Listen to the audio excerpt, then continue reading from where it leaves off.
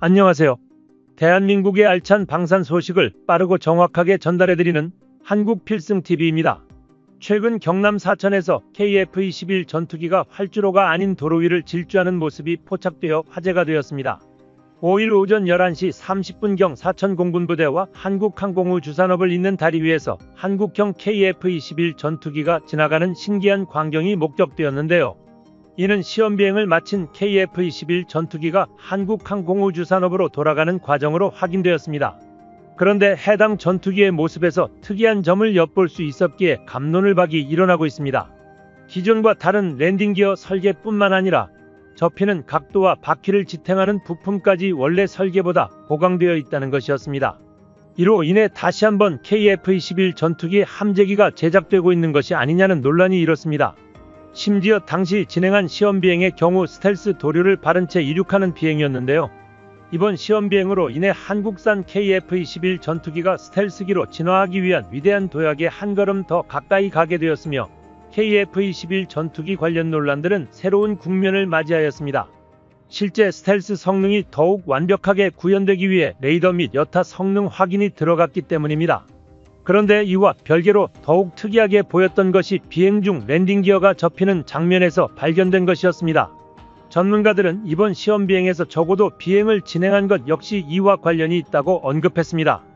해당 비행을 관측했던 국내 군사 전문가들이 밝힌 견해에 따르면 애초에 초음속 전투기로 설계된 KF-21 특성상 지면에서 이륙하는 순간 랜딩 기어를 접는 것이 보편적이며 불필요하게 낮은 고도를 유지할 필요가 없었다는 점에서 초기 설계한 KF-21 전투기 항공모함 함재기용 기체가 제작되고 있는 것 아니냐는 의문이 제기된 것입니다. 현재 공식적으로는 KF-21 전투기의 세 가지 버전이 공개되었습니다. 바로 전자전기 형태인 KF-21A, 그리고 성능 개량 버전인 KF-21EX, 마지막으로 수출형 버전인 KF-21SA였습니다. 그런데 이번 소식으로 인해 한국이 그동안 벼려왔던 한국산 함재기 KF-21N에 대한 공식 발표가 얼마 남지 않은 것이 아니냐는 파문이 일었습니다. 최근 경남 사천 공군 훈련 비행단에서 대기 중이던 시제기들은 반복 비행을 진행하고 있습니다. 극한 환경에서 다양한 시험을 마치고 있는 KF-21 전투기는 실전기체 조립을 위해 한창인데요. KF-21 전투기는 단계형 진화를 거쳐 완성되는 전투기체로 현재 실전 배치될 기체는 조립되는 반면 블록2 기체를 위한 스텔스 성능과 엔진 성능 등 다양한 시험이 이루어지고 있습니다. 이날 지상 임무통제실의 교신과 이륙허가에 따라 병음을 내며 날아오르기 위한 실전 비행 준비에 나섰습니다. 안전추적기 임무를 받은 국산 경전투기인 FA-50 전투기가 뒤따르고 두 전투기는 속도를 내면서 순식간에 시야에서 사라졌습니다. 이번 비행에서 KF-21 전투기에 주목할 점이 있다면 최근 비행에서 랜딩 기어가 강화된 모습을 보여주었는데 추가적인 강화 설계 개량이 완료된 모습이 포착되었다는 점입니다. 랜딩 기어를 개량하는 모습이 직접적으로 공개된 것은 이번이 처음입니다.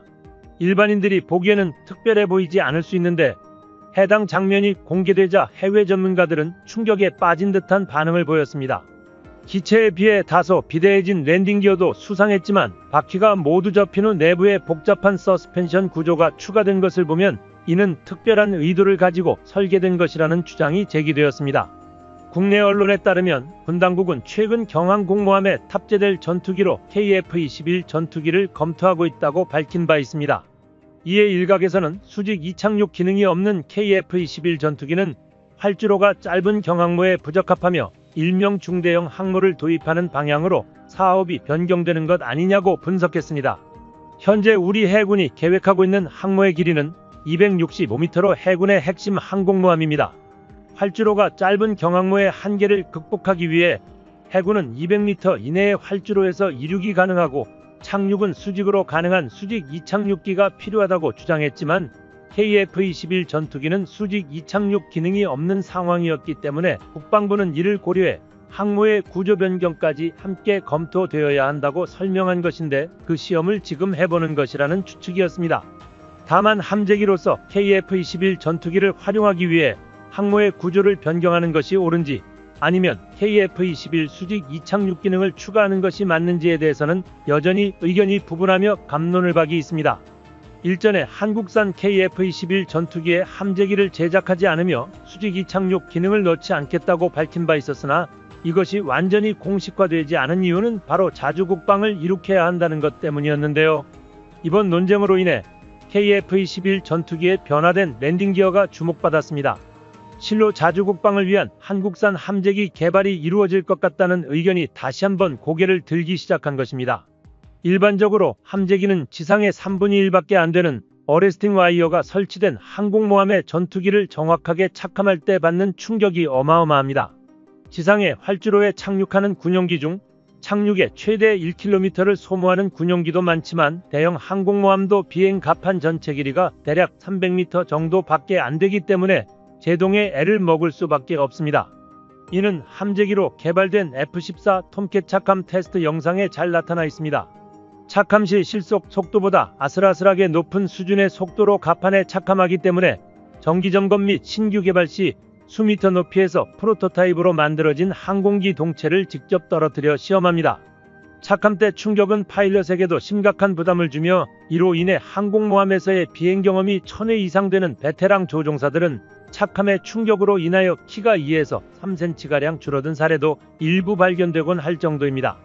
KF-21 전투기 역시 상용화 전까지 2000회 이상의 시험 비행이 예정되어 있는데요. 이 중 일부는 함재기용 시험 비행이라는 추측도 나오고 있는 상황입니다. 함재기로서의 성능을 테스트하기 위해 충격을 받는 것은 착함할 때만은 아닙니다. 바람할 때 역시 증기 캐터펠트를 이용하여 전투기를 말 그대로 발사해버리는 수준이기 때문에 무식할 정도로 높은 하중이 걸리게 됩니다.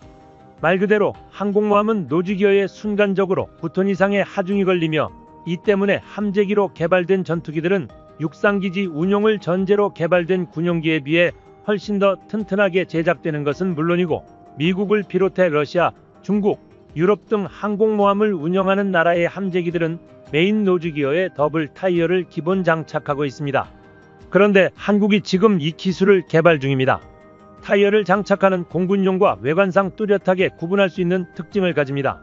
평범한 공군 전투기의 랜딩 기어에 비해 15배 이상 굵어야 하는 것이 기본 전제이며 랜딩 기어만 보강되어서는 안되며 1차적으로는 랜딩 기어가 힘을 받지만 기체 골조까지 강화되어 있지 않다면 캐터펠트로 바람시 앞부분만 뜯겨나가는 참사가 일어날 수 있습니다. 결국 전체적인 기체 골조에 엄청난 기술력과 비용이 투자된다는 것입니다. 때문에 보통 함재기를 제작할 때는 공군 전투기보다 2배 이상 긴 일정을 가지고 설계되며 그럼에도 불구하고 착함 시 받는 충격으로 인해 실제 운영 수명은 공군 전투기보다 더 짧다는 분석까지 나옵니다. 또한 바다에서 활용되므로 염분에 대한 대책을 세워야 하는 것은 물론 정비 효율을 높이기 위한 모듈화 설계도 요구되는데 항공모함과 같은 좁은 곳에서 기체를 대규모 정비하는 것 자체가 굉장히 어려운 일이기 때문입니다. 이러한 비행시험과 맞물려 한국항공우주산업은 KF-21 전투기 비행 및 시험 내용을 간략히 정리한 개요를 보고서로 업로드하였습니다. 그런데 해당 보고 내용에 KF-21 함재기 파생형인 KF-21N에 대한 일부 내용이 기재되어 더더욱 한국형 함재기 공개에 대한 시기가 다가오고 있냐는 것 아니냐는 주장이 제기되고 있습니다. 한국항공우주산업 보고서에는 KF-21N의 항공모함 적재라는 설명으로 그 성격을 명확하게 밝히며 이 착함 방식의 기존 캐터펄트가 아닌 단거리 이암 및 어레스팅 기어를 이용한 강제 착함 방식이 적용되었다고 언급했습니다. 아직까지 중함모를 염두하여 KF-21N 함재기의 설계가 이루어지고 있지만 F-35B와 같은 수직 이착륙에 대한 내용도 일부 기재되었습니다. 현재 업계에서는 KF-21 전투기 기본형 랜딩 기어와 같은 이착함 장치 보강 및 폴딩 염분 방지 처리되지 않고 함재기 기능을 보강하는 것에 문제가 없으며 한국항공우주산업 측의 자체 개발 의지를 보여주려는 의도로 랜딩 기어, 폴딩 영상을 공개한 것이라는 평가를 내놓고 있습니다. 그리고 이와 같은 다양한 파생형으로 인해 KF-21 전투기의 생산력을 늘려가려는 계획으로 짐작했습니다. KF-21 전투기의 다변화로 미래 한국은 공중전에서 어떻게 활약하고 어떤 방식을 활용할 것인지에 대한 행복한 고민에 빠질 것으로 예상됩니다. 대한민국은 단 7년 만에 전 세계를 경악하게 할 정도로 놀라운 발전을 이루었습니다. 한국이 향후 몇 년 동안 다시 한번 대반전을 일으키는 것은 어려운 일이 아닙니다. 현재 KF-21 전투기는 A사 레이더, 항전장비, 공대공, 공대지 미사일 등 다양한 부분을 하나씩 국산화하는 데 성공하고 있습니다. 대한민국 KF-21 전투기는 1차적으로 블록1이 제작되고 블록2 전투기의 경우 2026년부터 2028년까지 양산 진행될 것으로 보입니다. KF-21 블록2는 현재 한국이 개발하고 있는 5세대급 전투기로 완벽한 스텔스 기능이 적용될 것으로 예상되고 있습니다. KF-21 전투기의 마지막 단계로 보여지는 블록3는 5.5세대급에 가까운 전투기가 될 것으로 전망되며 이와 동시에 6세대급 한국형 전투기가 개발될 것으로 기대됩니다. 특히 한국의 무인 전투기 전력은 빠르게 상승하고 있는데요. 이에 대한 7월 30일 영상입니다. 최근 대한민국이 무인기 전력에 대한 새로운 로드맵을 발표했습니다. 한국군의 무인기 전력을 2년 안에 2배 이상 늘려 북한에 대응하겠다는 방침입니다. 한국은 무인기 전력 강화 방안과 물적 인적 현존 전력 활용성 극대화 방안 등의 의견을 모으며 상용 무인기 획득과 개선된 무인기 전력화에 속도를 내고 예산 투자를 확대해 많은 수의 무인기는 물론 그 기술력까지 향상시키고 있습니다. 이는 올해 초 공개된 북한의 미사일 발사 등 관련 활동들이 모두 전쟁구역 타격체계와 관련된 것들로 대남 위협 성격이 강하다는 분석 때문이었습니다. 특히 이에 동원된 무기들에 대한 한국의 취약성을 부각하며 선전효과를 노리고 한미사이의 간극을 만들려는 의도를 파악했는데요. 대한민국은 이러한 북한을 자주적으로 제재하기 위해 무인기 개발에 더욱 박차를 가하고 있습니다. 기존 송골매 등 무인드론의 개수를 늘리는 것은 물론 혁신 기술의 중심이 될 유무인 복합체계 멈티 개발은 더욱 빠르게 진행하는 상황입니다.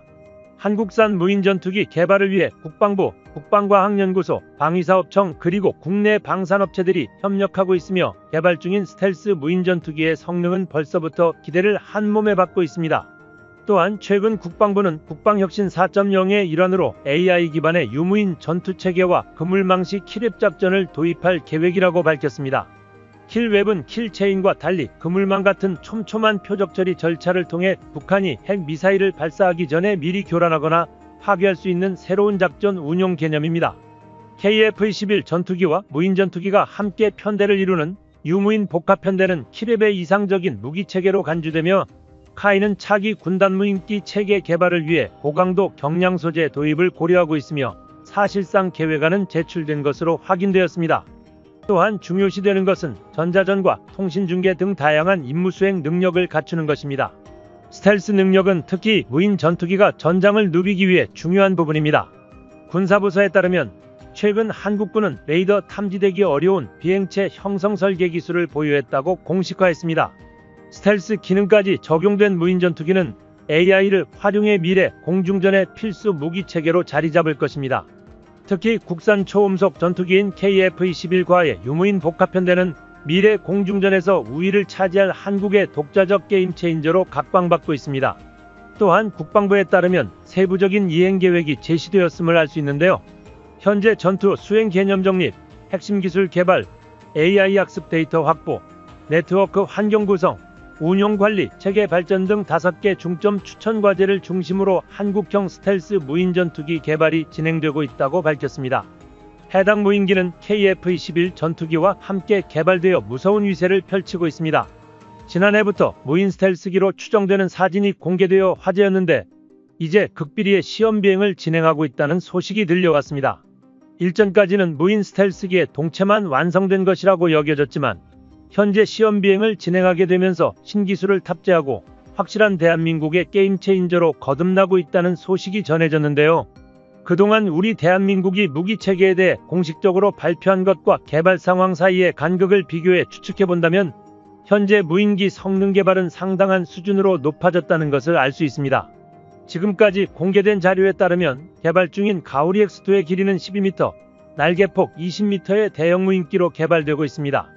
국방부는 스텔스 무인 전투기의 시제품을 생산을 하반기 중으로 끝마치고 KF-21 전투기의 양산형 기체가 나오는 2026년에 무인 편대 비행이 가능한 다양한 핵심 기술을 도입하겠다고 공식적으로 발표했습니다.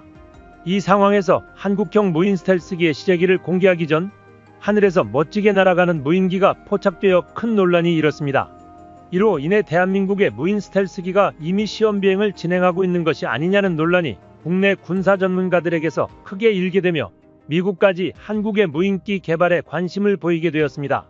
국방부에서는 무인전투기의 체계 개념을 확립한 상태이며 한국이 개발 중인 가오리 X2는 스텔스 전투기 특유의 내부무 장창 설계도 진행하고 있습니다.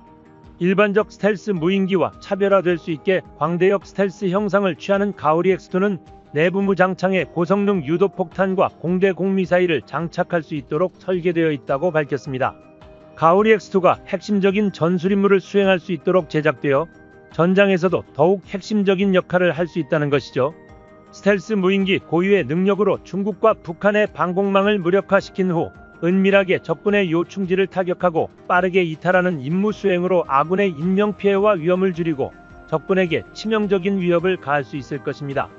대한민국이 무인 스텔스 전투기를 통해 임무 수행을 성공적으로 완수하기 위해서 자체적으로 개발해내는 스텔스 엔진도 중요한 요소입니다.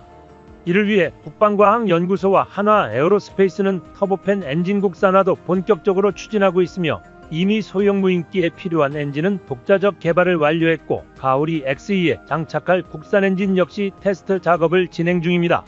소형 무인기 엔진은 현재 국산화가 완료되었으며 대형 무인기 엔진까지 국산화를 위해 차근차근 개발해 나가고 있습니다. 한국이 국산 엔진 개발을 매우 중요한 사안으로 올리는 것은 어찌 보면 당연한 일입니다. 항공엔진의 독자 개발은 국산 군용기의 완성과 운용의 독립을 의미하며 이는 국제 의존도를 줄이고 자주 국방을 실현하는 결정적 계기가 되기 때문입니다. 한국 기술진은 5,500파운드 터보팬 제트 엔진에 사용될 터빈 블레이드와 코어 실증에 성공하며 5,500파운드급 엔진의 본격적인 개발을 모두 마쳤습니다. 이제는 8,000파운드급 엔진 개발에 몰두하고 있는 상황이며 빠르게 10,000파운드 이상급 엔진 개발을 계획하고 있습니다. 한국의 기술 발전 속도를 고려할 때 2025년이면 첫 번째로 출시된 한국산 터보팬 엔진을 장착한 국산 무인기가 모습을 드러낼 것 같습니다. 현재 한화에어로와 두산에너빌리티가 합작하여 엔진 퀄리티를 높여나가고 있는데 무인기에 탑재하여 비행시험을 진행하는 방법은 굉장히 적합하다고 언급되고 있습니다. 해당 비행시험의 진도를 고려한다면 한국형 무인 스텔스기가 빠른 시일 내에 국산화되어 한국 영공을 지킬 수 있다는 것입니다. 대한민국의 주요 항공 핵심 전력이 바로 유무인 복합체계 멈티입니다. 국산 초음속 전투기인 KF-21 전투기와 가오리 X2가 유무인 복합편대에 직접적으로 운용될 기체입니다. 현재 KF-21 전투기는 실전기체 양산이 돌입하였으며 동체 조립과 성능 개량을 추가적으로 진행하여 2026년 대한민국 공군에게 배치될 예정입니다. 또한 KF-21 블록2에 대한 성능 개량이 빠르게 이루어지고 있기 때문에 이와 병행하여 무인 스텔스 전투기 개량에도 박차를 가하고 있다고 전해졌습니다. 국방부의 발언에 따르면 KF-21 블록2에서는 무인기 편대와 KF-21 유인 통제기를 함께 비행하며 다양한 편대를 구성하고 효과적인 작전을 수행할 수 있도록 준비하고 있습니다. 이를 위해 KF-21 전투기는 저피탐 설계를 활용해 생존 가능성을 향상시키고 독자적으로 개발한 첨단 항공전자기술과 국산 무장까지 탑재할 계획을 세우고 있습니다. KF-21 전투기의 유무인 복합편대까지 추가된다면 경쟁기종과 비교해 생존성 향상은 물론 공격력까지 높아질 것으로 기대됩니다. 또한 스텔스 무인 전투기가 KF-21 전투기와 함께 공중 임무를 수행하거나 무인기로만 구성된 전투 임무를 수행하는 역할도 하게 될 것입니다. 한국항공우주산업이 개발한 전투기뿐만 아니라 헬기 및 다양한 무인항공기와도 함께 운용하여 여러가지 전략적 유무인 복합편대 구성에 대한 계획과 연구도 진행 중입니다. 이는 임무 조건에 따라 유연한 편대 임무 구성을 가능하게 할 것입니다. 이를 위해 편대 간의 임무 분산, 지능형 통제 시스템 개발, 자유화된 임무 수행, 전술적 고기동 능력 확보를 주요 목표로 하고 있습니다. 무인 스텔스 전투기의 개발이 완료되면 이를 다양한 전투 임무에 활용할 수 있습니다. 스텔스 무인 전투기는 편대 임무와 함께 개별 임무도 수행하게 될 예정입니다. 스텔스 무인 전투기의 개별 임무는 감시 및 정찰, 작전 초기적 방공망 무력화, 공중제압, 그리고 핵심 기체 중심 호위 등의 임무를 할 수 있습니다. 기본적인 임무에 더해 유인기와 함께 화력 공세를 하기 위한 준비도 이루어지고 있습니다. 무인기와 유인기의 유기적 연계를 통한 전투력 강화는 국가 안보에 엄청난 기여를 하게 될 것으로 판단되며 6세대급 기술인 유무인 체계 개발으로 대한민국은 세계적으로 놀라운 경쟁력을 갖추게 될 것으로 전망됩니다. 빠르게 높아지는 대한민국의 기술력으로 AI 기반 유무인 복합 전투체계 구축은 경이로운 속도로 이루어지고 있습니다. 한국의 전력이 더욱 높아질 수 있도록 원활한 성능 개량과 개발이 이루어지길 기대합니다. 한국필승TV 시청해주셔서 감사합니다. 좋아요, 구독, 알림 설정 해두시면 언제나 신속하고 정확한 국방 소식 전달해드리겠습니다. 구독자 여러분 좋은 하루 보내세요.